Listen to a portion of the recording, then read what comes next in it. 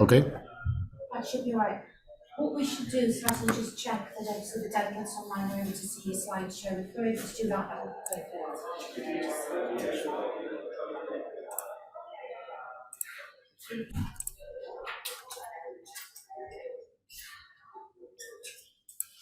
Yes, looks like that's Okay. it's a little noisy out here.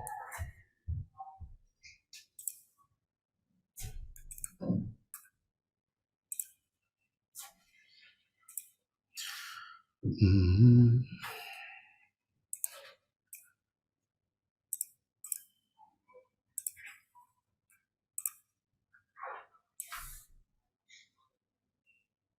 Okay.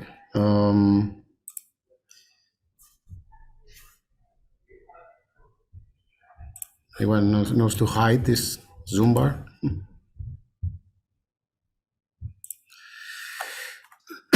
Okay. So for anyone online, I hope you see the screen. If you have any problems, please shout out in the chat. I hope the mic is good enough and you can hear me well. Okay.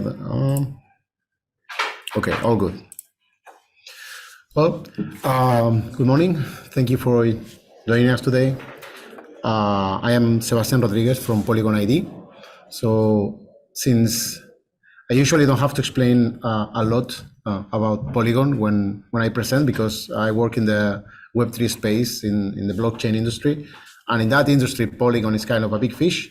But I understand that once you get out of that industry, people don't know a lot about what we do.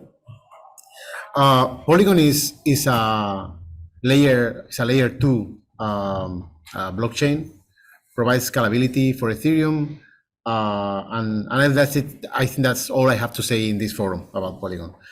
We are a part of Polygon, Polygon ID. So for the people that is outside of the crypto space, right? We are not very related to crypto. We are not in the business of crypto assets or currencies or anything like that, right? So we are more in the identity space, and identity is bigger than blockchain.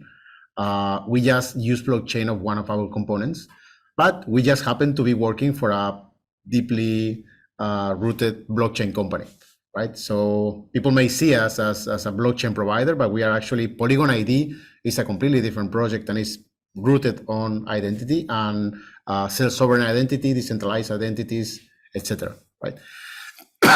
Polygon ID is based on a protocol called Item3, which has been in development since 2018. It's completely open source, and its core, it's managed as a public good and managed by an association, right? So this has been in the making for a very long time. I took the leadership of the project, I think, a year and a half ago. And when I met the team, they had something unique, but they weren't selling it as a product. They were mostly researchers doing something amazing, but there wasn't really a product that you could use. More a collection of libraries and protocols, etc. So in the last year and a half, my focus has been to productize it and to make it usable for very real use cases, right? We are now battle testing it in Web3. Web3 is a very good playground because people will try anything, right? They will not give you any money, and they are it's a very small number of people, right? So even if you are successful, if your business model depends on the number of users, you're not going to be rich, right? If your business model depends on fees, on transactions, on assets and things like that, then you can make a lot of money. But if you are working for users and your business model depends on how many identities you have or how many credentials you create, it's just a playground, right? And we are battle testing the product there because we can move very fast, we have easy adoption, right? And we also have a very big brand. How we plan to make money out of this? We want to create an open ecosystem of credentials. We want to offer infrastructure services like payment rails for credential providers and credential consumers, and we plan to get a fee of that. But the rest, everything else, the technology is all free. It's all open source. So there's not going to be any licenses cost. We are not very intensive in the use of blockchain either. So yeah, just a super short refresh. We are in the, okay. So we are in the space of self-sovereign identities. I hope you are familiar with this because I'm not going to do an intro on SSI, right? I think I've done that many times, and fortunately or unfortunately, I'm not doing that today. But self-sovereign identities are based on this triangle. And if you want to say, okay, what is the alternative to self-sovereign identity? The alternative is the issuer that creates the credential just sends the credential to the verifier directly without the consent or participation of the user, right? So when a provider, let's say, or an application, let's say a web application wants to verify the age, if they just integrate your SDK and they get the answer on their servers, right? That is not SSI. SSI is when the credential is sent to the user and then the user shares and consents to share that credential with the verifier. And the original issuer doesn't know what is being done with that credential, right? So it's more private, it's more user-centric, it's more self-sovereign. We follow all the standards. We follow the DIDs, which is decentralized identities, identifiers, verified credentials. We are very strong in the use of zero knowledge. I don't know if you're familiar with the concept of zero knowledge proofs, but we are very strong, technologically speaking, in that area. And we are low in blockchain, which means we don't use blockchain a lot. We are not intensive, right? 99% of the transactions in our system don't require the use of blockchain. We use blockchain for very specific things like revocations, key rotations, things that happen not very often. So that's it. Oh, this bar is gonna ruin the entire thing for me. I don't know where to put it. Okay, right here. So these are the challenges in digital age verification. And I have to say I'm new to the industry. I knew the use case. It was one of my target use cases, but I didn't know that the industry was getting so big, right? I was planning to come here only for one day to do my presentation, and then I saw the size of the event and the number of companies, and I'm staying until Thursday, right? Because there's probably more to learn than I thought. But seeing it from the outside, the challenges seems to be about accuracy, reliability, compliance, privacy, accessibility, and interoperability. And just to make clear where I'm going to focus on, I can only focus on one of the two. I can only talk about either privacy or interoperability. I did my presentation on privacy, and now I'm regretting it because I think interoperability is even a bigger challenge. But presentation is done. I have a last bonus track slide about interoperability, but maybe for the future, right? Anyway, for credential providers, I think your challenges are about accuracy, reliability, compliance, accessibility, etc. That is what happens when you are creating the credential, when you're doing the assessment process and you're trying to determine whether somebody is older than a certain age or not, right? But then all the process of sharing that information with the one that is trying to verify it, right? It involves a number of steps, right? In this number of steps, there is a lot you need to take into consideration if you want to build a really private solution. And then there's the challenge of interoperability, which is, are we going to a market of one-to-one providers where every application will have to choose their provider and there is no reusability of credentials, there is no interoperability, so it's silos of credentials, right? It's going to be very difficult for any provider to reach critical mass.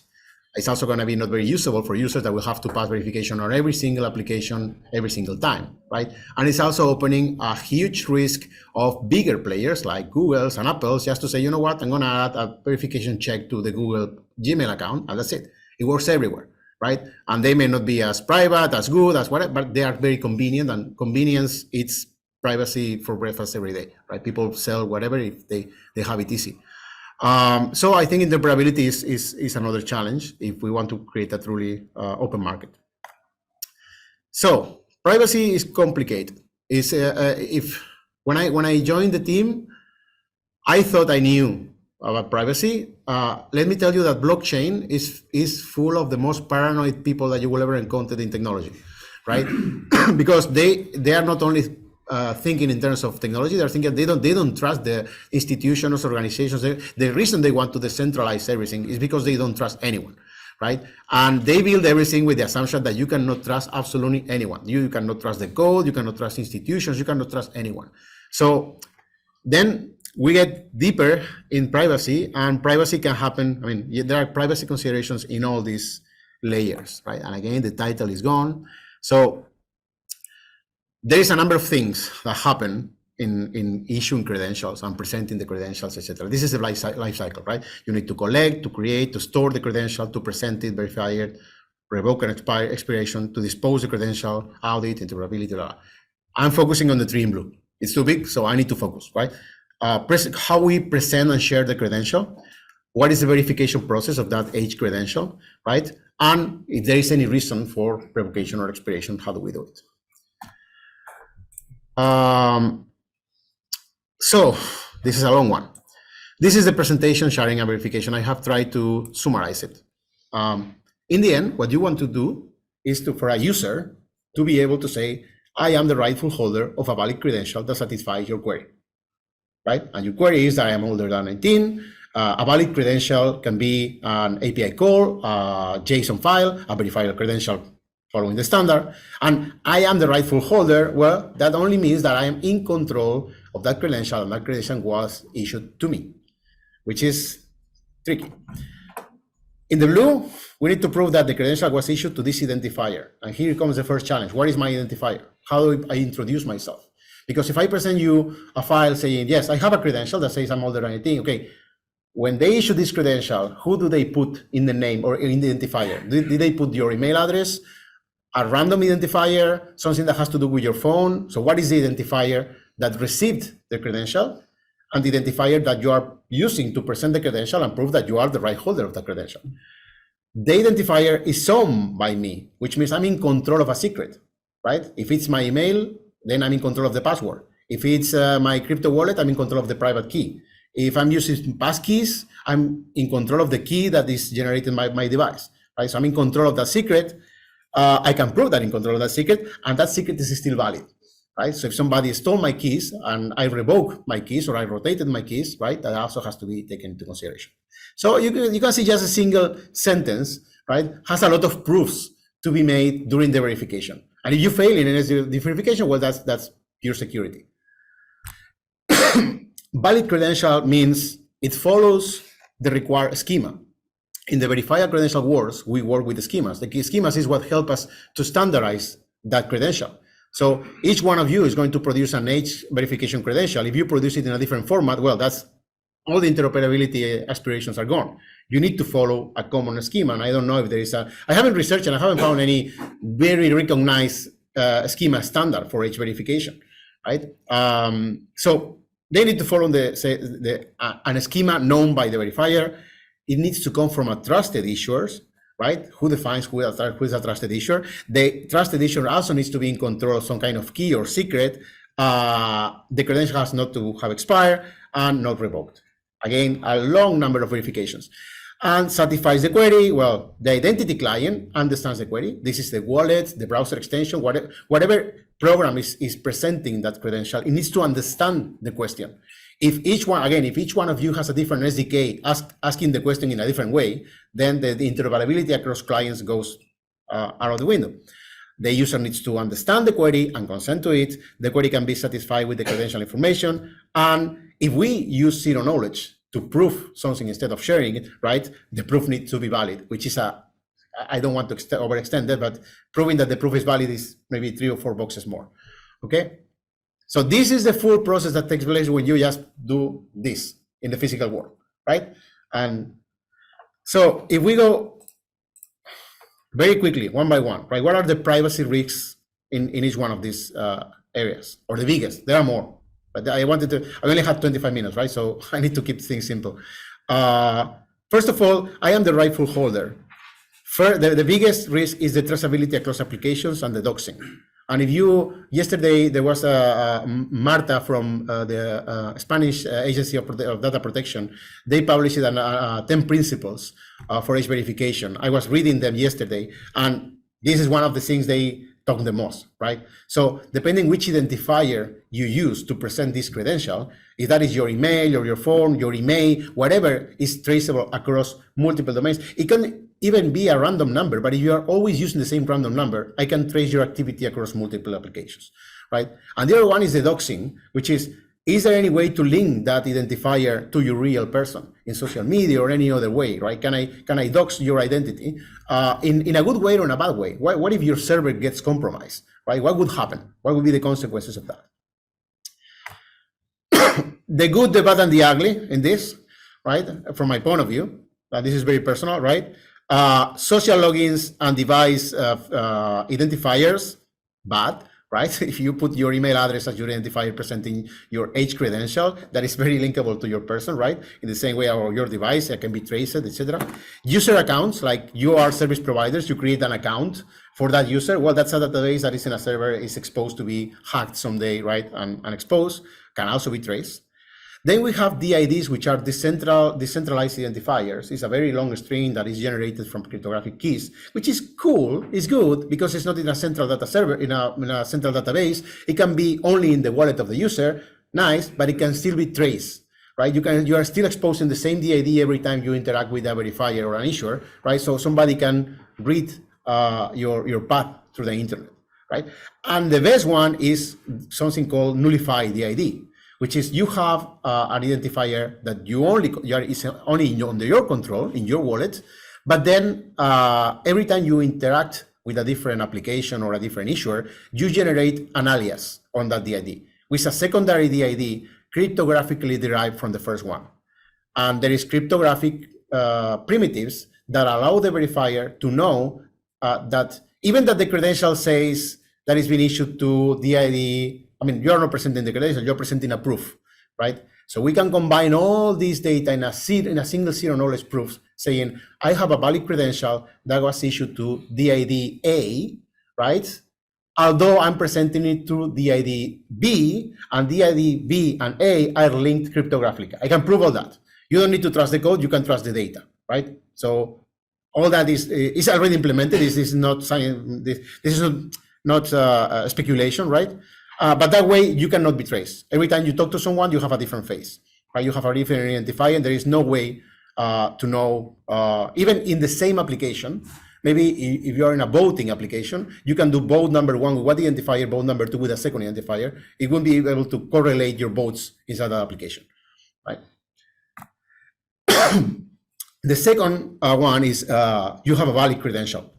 And for me, the biggest risk here are issue visibility and the non-privacy preserving revocation mechanisms. Second one probably is not as interesting for you, because I don't see many reasons to revoke an age credential, although there are some.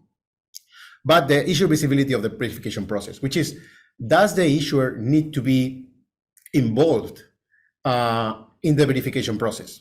So does the issuer knows when the credential is being used and where it's being used, right? And that is a huge privacy risk, right? Because you shouldn't know that I'm using my credential in that website. Actually, you shouldn't know even that I'm using it, right? There should be no intervention of the user during the verification process for any reason, right? Otherwise, they use that is data or metadata that you can use to know more about the user, especially if you know where he is using it. And then the revocation. I mean, there are few reasons to revoke an age verification. I mean, unless you are dead or your parents say that you fake your age verification and needs to be revoked because you need to. I mean, there are very corner cases that I cannot think many reasons why to revoke an age verification. But this is also a topic in the identity forums about the revocation mechanisms. If you need to revoke a credential, how do you do it? Maybe you need to revoke a credential not because the user got the credential in a wrong way, but because the issuer was not a trusted issuer or its mechanism was compromised, right? So imagine that our mechanism of age verification was compromised for a certain period of time and say, okay, all the credentials that were issued during these periods need to be revoked because we cannot trust them, right? You need to have a mechanism for that, right? That doesn't expose any information about the credentials. Good, bad, and ugly, API-based revocations and updates, or API-based verifications, right? If you have API-based verifications, basically every verifier needs to tell you when and how they are using the credential. And that is a lot of information about the user that you don't need to have. Second bad is blockchain revocations or registries, right? Revocations is less common, but I think there are some projects, especially in the Web3 space, where you will have a token or a proof or something put on blockchain proving that certain identifier has passed the control, which is bad in many ways, right? Because blockchain is there forever, right? Any cryptography that you think is protecting you on blockchain will be bypassed years from now, right? So public information on blockchain is always a no. Blockchain private revocations and registries is good. And then blockchain private regulations for and revocation registries for identity clients with CK proof input, client side updates. Well, that's probably too complicated to go. I think we will run out of time and I need to explain all this.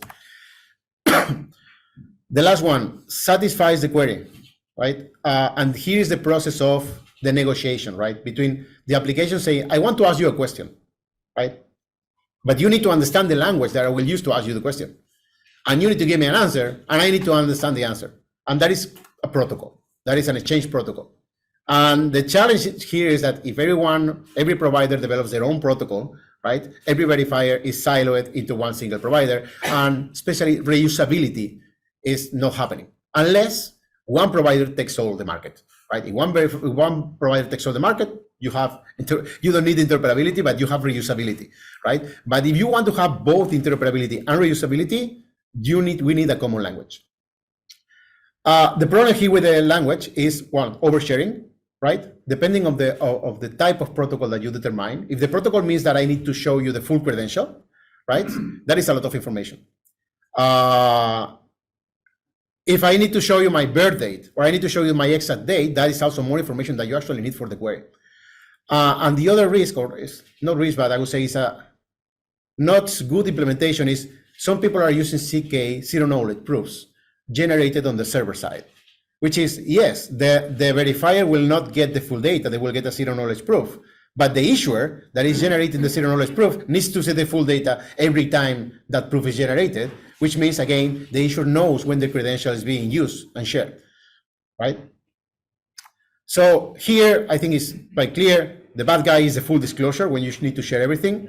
The good thing, or what most people are saying, is selective disclosure, which is I will only share the field that you need, right? Even if I get your full national ID, I will only share your date of birth, or I'm going to share only the date, how old you are. The good thing is zero knowledge, but client-side zero knowledge. When the proof is generated on the browser, on the phone, right? The data never gets out to a provider. This is what we have, right? That's why I started looking into this industry, because I realized that we had several things that work well here. So for the I am the rightful holder, in Polygon ID, what we have is we have anonymized the ID, or the nullified ID, which is this idea of presenting a different identifier in each interaction, so you cannot be traced. We have the things that have the medal is because we are the only protocol that has that so far. Key rotation mechanism, the authentication is included on the CK proof. We have custodial and non-custodial options. For the valid credential, I see now this PowerPoint has broken this, but for the valid credential, we have private revocations on blockchains with no access to verifiers. We have credential refresh for the identity client. The credential refresh is, if you want to, for example, we have seen that in other use cases like KYC or proof of uniqueness, there are black markets of identity, right? So when there is something at stake, people will trade with it. So, for example, we have a project called, well, we don't have, there is a project called WorldCoin with the orb that scans your iris and gives you a token that proves your uniqueness. There is a black market of identities now, of scanned iris, right? If you do reusable KYC, people will try to trade clean identities, right? There is a market for everything, right? So even in age verification, you may want to have a recheck every 3 months, 6 months to say, hey, there is an expiration for this. I know that you will not expire. You're only getting older, right? But I don't know if you're still the right holder of the credential, right? So maybe I will set an expiration date to your credential, and every 6 months you will be forced to do a refresh, right? And well, we have implemented a mechanism to refresh this to the issuer. without the issuer knowing what triggered the refresh, which verifier triggered the refresh, right? Because all is happening from the user wallet. We also have a client-side CK prover, so the zero-knowledge proofs are generated either in the browser or on the phone. I think so far we are the only ones that are doing that. And of course, we have selected disclosure, CK proofs, etc., etc. And this is my bonus track. I don't know how I'm doing on time. Yeah, not much. This is the bonus track of interoperability, right?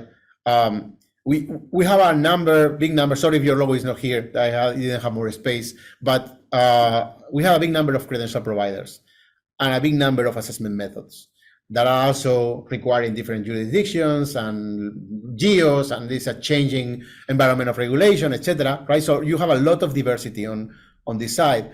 At some point, you need to reduce that to a single language. The first thing you need to do is to standardize your schema, right? So I love that somebody would take that initiative. We are trying to do it with the KYC providers, we ourselves, because nobody else seems trying to do it. So in our ecosystem of KYC providers, we're trying to determine a common schema. We have a schema builder and repository that puts the schemas in IPFS, which is a decentralized storage. So short story, any schema hosted in our repository is a public good. Nobody can change it, nobody can alter it. It doesn't belong to anyone, right? So if you agree on a standard, we can put it in that repository and will be a public good that all the industry can rely on, because it's not going to change, right? You can only fork it or create a new version, but that's going to be stable. So you need to standardize the schema first, and that is the first step for having a common language. Then you have your identity protocol, which is the identity client plus the verification protocol. The identity client, we have an SDK. I mean, you can have many wallets. We are not eager to own the user experience. We provide our own wallets, but we allow people to create their own identity clients, their own experiences. That's not something you need to unify. You only need to unify the verification and the sharing protocol, right? Because that is how verifiers ask questions and get their answers in a language everybody understands. And then you can have multiple applications using multiple providers with a single schema, and you can get reusability, right? So if I get a credential from provider 1, I can use it in an application that is working with verifier 2, right? We are working now to solve, so we have all the components for this. We are lacking 2 that we are developing now. We are developing payment rails. So how do you get paid for your credentials, especially if these credentials are being reused somewhere else that you don't know, right? You may get paid for that reusability. And the other component is the trust registry, which is a programmatic way to say which issuers are to be trusted, right? And something that should be controlled by an association or some kind of a body, right? And that's it. I think I'm just in time. I hope that there is still a couple of minutes for questions. Thank you for coming.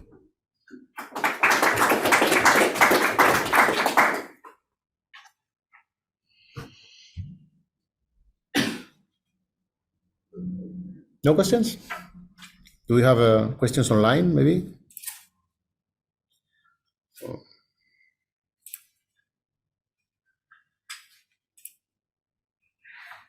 Okay. Got a question. Is there a real life deployment where we can experience this, creation of DIDs, use of DIDs, or that, or is it more like at the moment a proof of concept, something that can be deployed on a testnet, or can we use this in a real life scenario? Yes, we have a wallet called Polygon ID in the App Store. You can download it.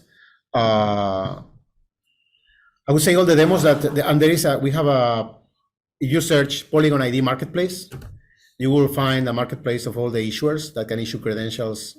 It is about 40 right now that can issue credentials for that wallet, right? There are also some verifiers, applications that we use the credentials, but most of them are Web3 applications, right? As I say, we are battle testing it in Web3. In Web3, we have built already the ecosystem of issuers. We have enough issuers, right? Now, in the second phase, in this release, we are changing the user experience to make it more streamlined and go after applications in the Web3 space. I think by Q3 this year, we will be friendly enough for the Web2 use cases. The only thing that we need to do that is to remove the crypto wallets from the equation. Right now, the authentication mechanism that we have is connect your wallet, right? We need just to replace that for other authentication systems like signing with Google, etc. Okay. I guess that's it. Thank you. Thank you, everyone. That everybody is online. We are finishing here. Goodbye.